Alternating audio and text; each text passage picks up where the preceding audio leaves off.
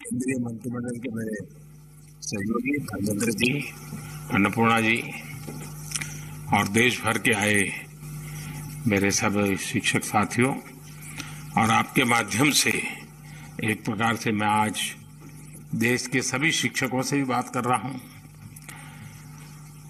देश आज भारत के पूर्व राष्ट्रपति और शिक्षाविद डॉक्टर राधाकृष्णन जी को उनके जन्म दिवस पर आदरांजलि दे रहा है।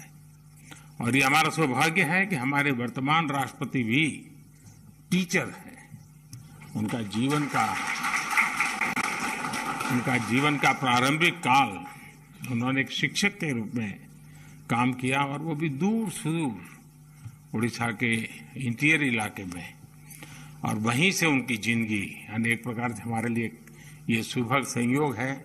और ऐसे टीचर राष्ट्रपति के हाथ से आपका सम्मान हुआ है, तो ये और आपके लिए गर्व की बात है।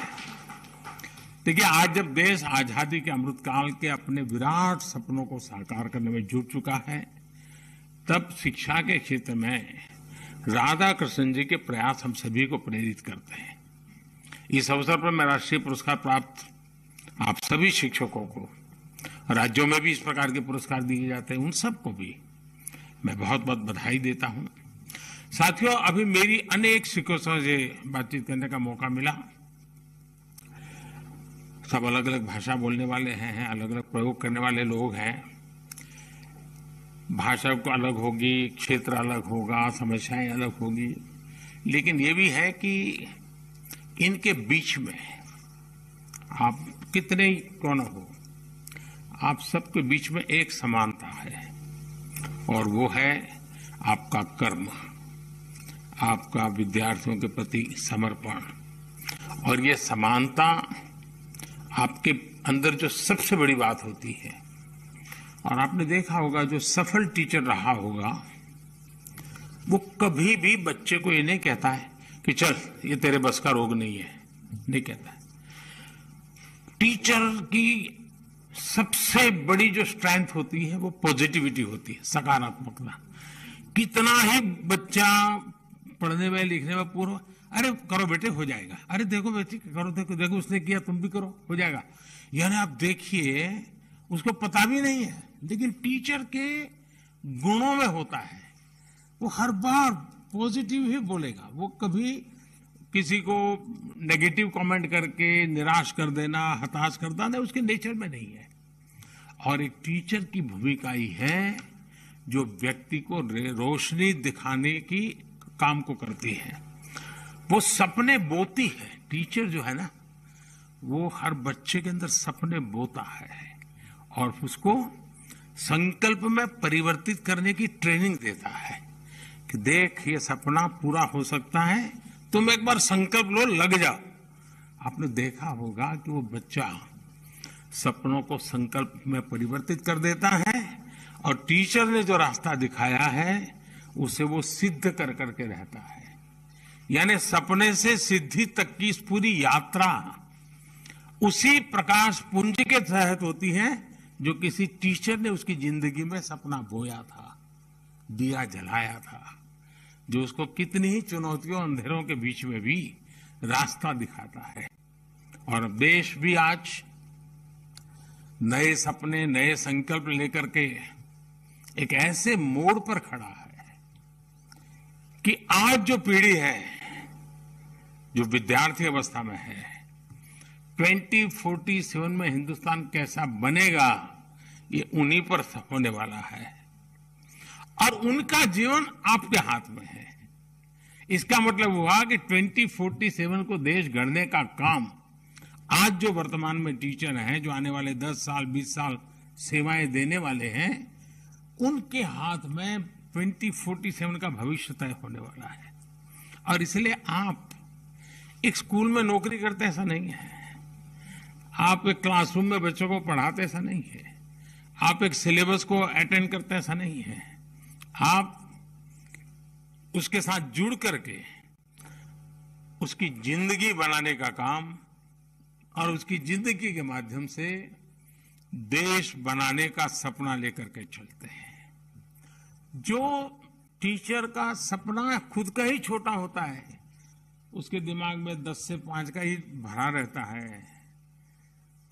आज 4 पीरियड लेने हैं वही रहता है, तो वो उसके लिए वो भले तनख्वाह जाता है, एक तारीख का वो इंतजार करता है, लेकिन उसको आनंद नहीं आता है, उसको वो चीजें बोझ लगती है। लेकिन जब उसके सपनों से जुड़ जाता है तब ये कोई चीज उसको बोझ नहीं लगती है। उसको लगता है कि अरे मेरे इस काम से तो मैं देश का इतना बड़ा कंट्रीब्यूशन करूं। अगर मैं खेल के मैदान में एक खिलाड़ी तैयार करूं और मैं सपना संजोऊं कि कभी न कभी मैं उसको दुनिया में कहीं न कहीं तिरंगा झंडे के सामने खड़ा हुआ देखना चाहता हूं, आप कल्पना कर सकते हैं आपको उस काम का आनंद कितना आएगा, आपको रात रात जागने का कितना आनंद आएगा। और इसलिए टीचर के मन में सिर्फ वो क्लासरूम, वो अपना पीरियड 4 लेने हैं 5 लेने, वो आज आया नहीं तो उसके बदले में भी मुझे जाना पड़ रहा है, ये सारे बोझ से मुक्त होकर के, मैं आपकी कठिनाइयां जानता हूं इसलिए बोल रहा हूं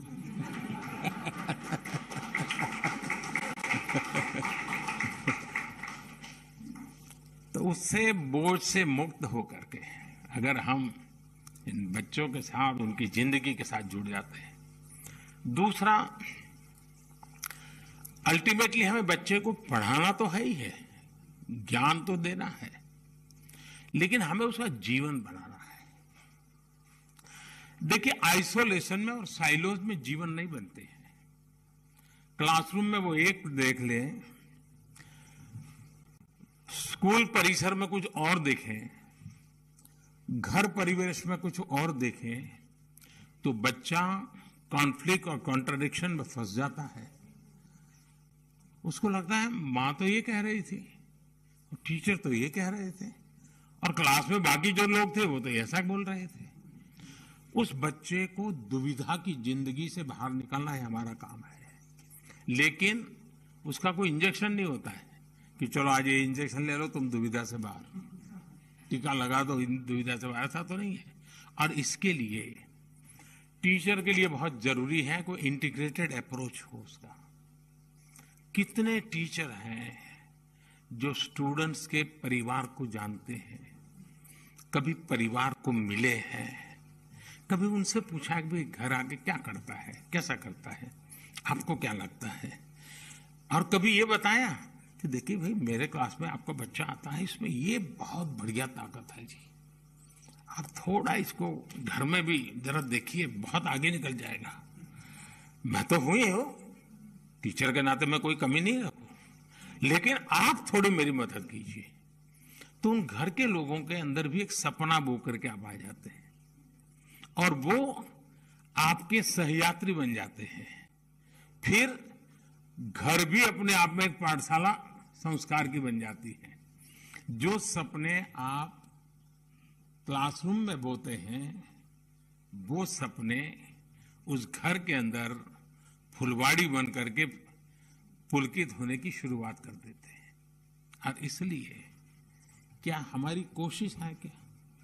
और आपने देखा होगा एक आध स्टूडेंट आपको बड़ा ही परेशान करने वाला दिखता है, ऐसा ही है, समय खराब कर देता है, क्लास में आते ही पहली नजर वहीं जाती है, तो आधा दिमाग वहीं खराब हो जाता है। टीचर, मैं आपके भीतर से बोल रहा हूं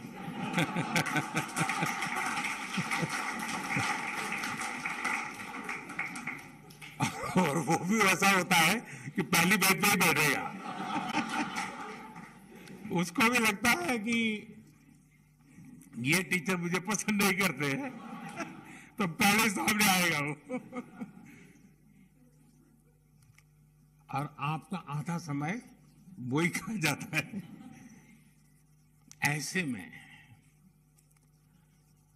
उन बाकी बच्चों को अन्याय हो जाए, कारण क्या है? मेरी पसंद नापसंद।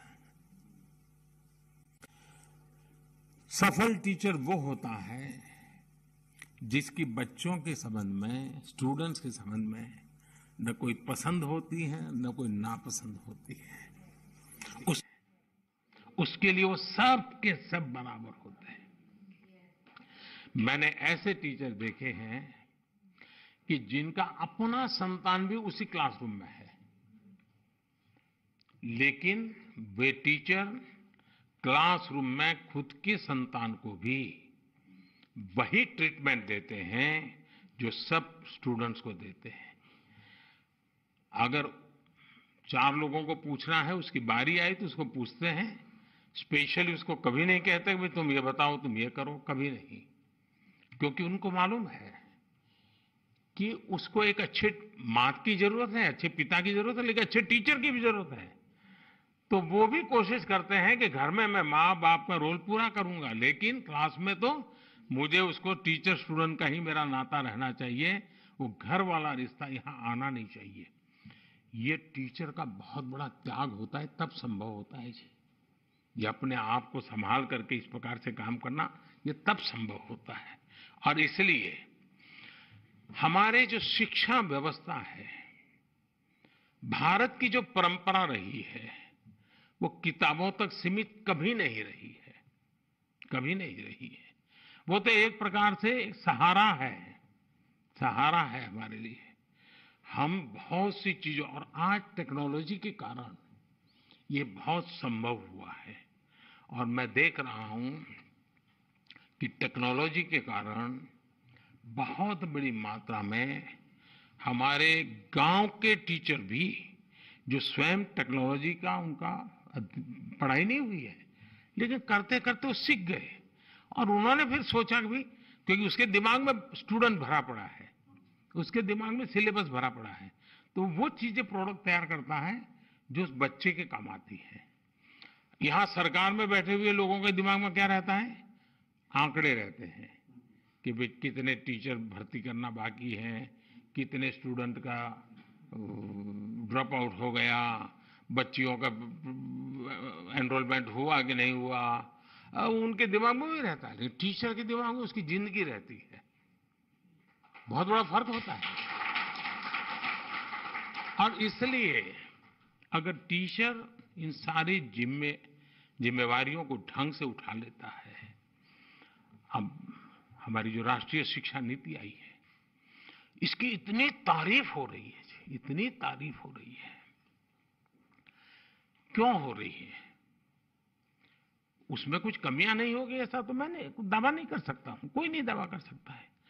लेकिन जो लोगों के मन में पड़ा था, उनको लगा यार ये कुछ रास्ता दिख रहा है, ये कुछ सही दिशा में जा रहे हैं, चलिए उस रास्ते पर हम चलते हैं। हमें पुरानी आदतें इतनी घर कर गई है कि राष्ट्रीय शिक्षा नीति को एक बार पढ़ने सुनने से बात बनने वाली नहीं है जी।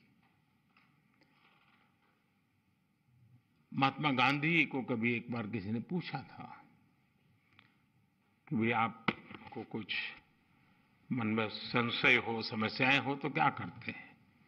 तो कहा मुझे भागवत गीता से बहुत कुछ मिल जाता है।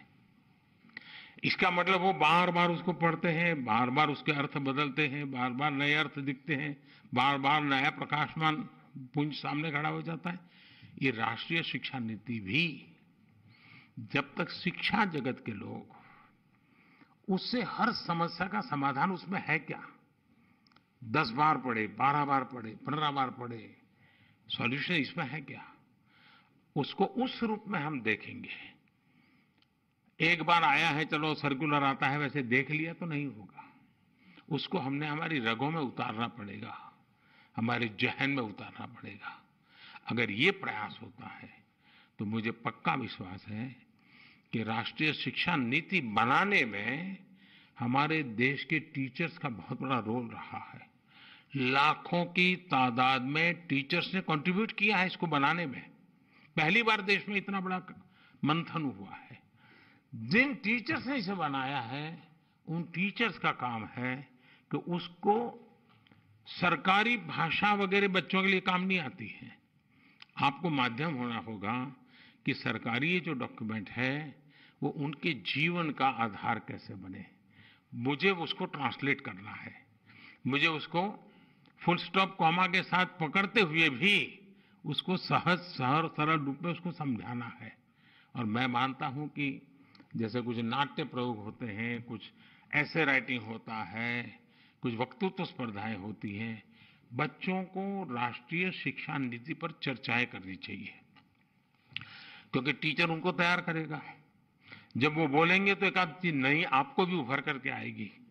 तो ये एक प्रयास करना चाहिए। आपको मालूम है कि अभी मैंने 15 अगस्त को आजादी के 75 साल का ये मेरा भाषण था, तो उसका एक अपना अलग मेरा मिजाज भी था। तो मैंने 2047 को ध्यान में रख करके बातें की और उसमें मैंने आग्रह किया कि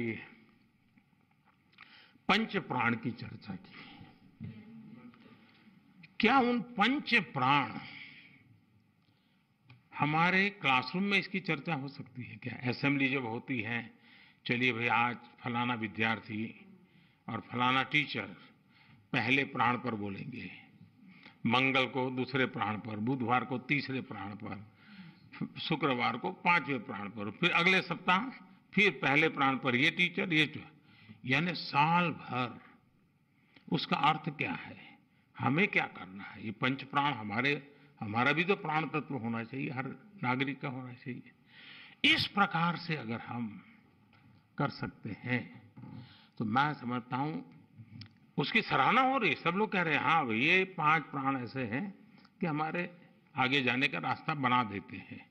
तो ये 5 प्राण उन बच्चों तक कैसे पहुंचे, उनके जीवन में कैसे आए, इसको जोड़ने का काम कैसे करेंगे। दूसरा, हिंदुस्तान में अब कोई स्कूल में बच्चा ऐसा नहीं होना चाहिए जिसके दिमाग में 2047 का सपना न हो। उसको कहना चाहिए बताओ भाई तुम 2047 में तुम्हारी उम्र क्या होगी, उसको पूछना चाहिए। हिसाब लगाओ, तुम्हारे पास इतने साल हैं, तुम बताओ इस इतने सालों में तुम तुम्हारे लिए क्या करोगे और देश के लिए क्या करोगे। हिसाब लगाओ 2047 के पहले तुम्हारे पास कितने साल है, कितने महीने हैं, कितने दिन हैं, कितने घंटे हैं। तुम एक एक घंटे को जोड़ करके बताओ तुम क्या करोगे। तुरंत उसका एक पूरा कैनवास तैयार हो जाएगा कि हाँ आज 1 घंटा चला गया, मेरा 2047 तो पास आ गया। आज 2 घंटे चले गए, मेरा 2047 पास आ गया। मुझे 2047 में ऐसे जाना है, ऐसे करना है। अगर ये भाव हम बच्चों के मन मंदिर में भर देते हैं, एक नई ऊर्जा के साथ, एक नई उमंग के साथ, वो बच्चे लग जाएंगे। और दुनिया में प्रगति उन्हीं की होती है जो बड़े सपने देखते हैं, बड़े संकल्प लेते हैं और दूर की सोच करके जीवन को खपा देने के लिए तैयार होते हैं। हिंदुस्तान में 1947 के पहले एक प्रकार से दांडी यात्रा 1930 और 1942 1942 अंग्रेजों भारत छोड़ो, ये जो 12 साल आप देखिए पूरा हिंदुस्तान उछल पड़ा था। सिवाय आजादी कोई मंत्र नहीं था। जीवन के हर काम में आजादी, स्वतंत्रता, ऐसा ही मिजाज बन गया था। वैसा ही मिजाज, सुराज, राष्ट्र का गौरव, मेरा देश मुझे यहां पर, ये समय है हमें ये पैदा करने का। और मेरा भरोसा हमारे शिक्षक बंधुओं पर ज्यादा है, शिक्षा जगत पर ज्यादा है। अगर आप उस प्रयास में जुड़ जाएं, मुझे पक्का विश्वास है हम उन सपनों को पार कर सकते हैं। और आवाज गांव-गांव से उठने वाली है जी। अब देश रुकना नहीं चाहता है। अब देखिए 2 दिन पहले 250 साल तक जो हम पर राज करके गए थे, 250 साल तक, उनको पीछे छोड़ करके हम दुनिया की इकोनॉमी में आगे निकल गए।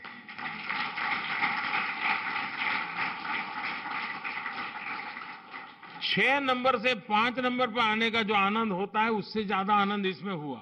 क्यों?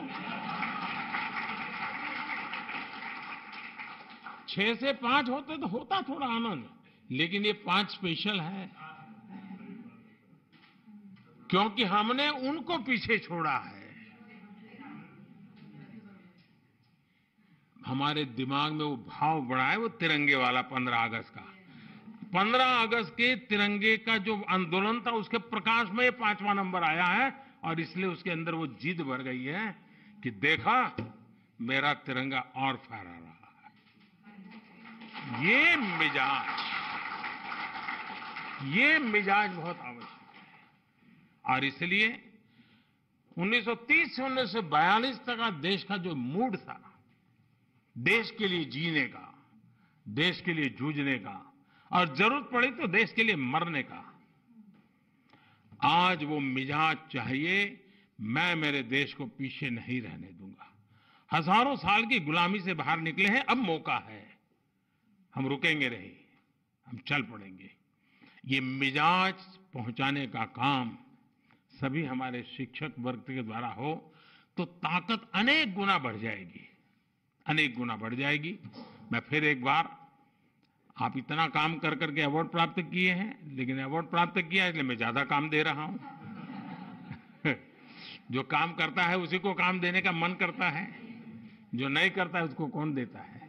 और शिक्षक का मेरा भरोसा रहा है कि वो जिम्मा लेता है तो पूरा करता है। तो इसलिए मैं आप लोगों को कहता हूं, मेरी तरफ से बहुत बहुत शुभकामनाएं, बहुत बहुत धन्यवाद।